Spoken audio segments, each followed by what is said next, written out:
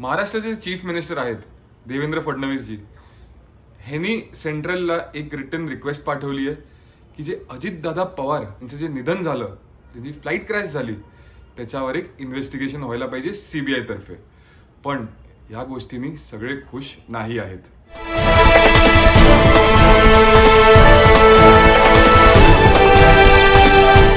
नमस्कार, मी रुद्रेश जोशी. काही दिवसापहिली अजितदादा पवार यांचं एका फ्लाईट क्रॅशमध्ये ट्रॅजिक निधन झालं. आता या गोष्टींनी खूप प्रश्न उठले.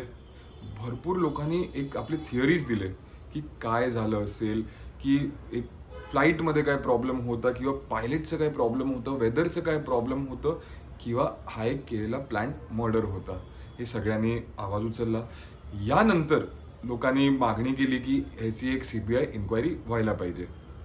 आता त्यांची जी बायको आहे सुनेत्रा पवार, यांनी पण एक रिक्वेस्ट केलेली की सीबीआय इन्क्वायरी व्हायला पाहिजे. आणि आता देवेंद्र फडणवीस यांनी एक रिटर्न ॲप्लिकेशन पाठवलंय की सीबीआय इन्क्वायरी तुम्ही याबद्दल करा, ताकी जेवढे पण काही खुलासे असतील किंवा काही असेल, सगळे डाऊट्स सगळं क्लिअर होईल. पण या गोष्टींनी सगळे खुश नाही आहेत. रोहित पवार यांचं असं म्हणणं आहे की सीबीआयला केस देणं हे चुकीचं आहे. ह्याचं रिझन असं आहे की सीबीआयकडे ऑलरेडी खूप सारे केसेस आहेत. त्यांना हे जे केस आहे हे क्लोज करायला भरपूर टाइम लागणार. तर म्हणून हा जो केस आहे हे सीबीआयला न देता जी स्टेट सीआयडी आहे त्यांना द्या, म्हणजे ते हे जे आहे हे फटाफट होईल. त्यांचं हे पण म्हणणं आहे ते सगळे डिटेल्स ते बरोबर बाहेर देत नाही आहे. फुल डिस्क्लोजर जे काय झालंय हे बाहेर यायला पाहिजे. आणि जर हे सुपरफिशियल असेल तर मराठी माणूस हा भडकेल.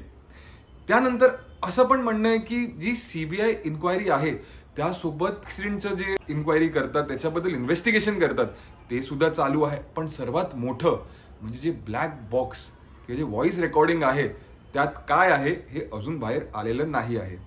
तुम्हाला काय वाटतं की हे एक प्लॅन्ड मर्डर होता, हा एक ऍक्सिडेंट होता, की हे काय होतं, आणि सीबीआय इन्क्वायरी ही व्हायला पाहिजे की नाही? मला हे कॉमेंट सेक्शनमध्ये नक्की सांगा. मी रुद्रेश जोशी. जय हिंद, जय महाराष्ट्र.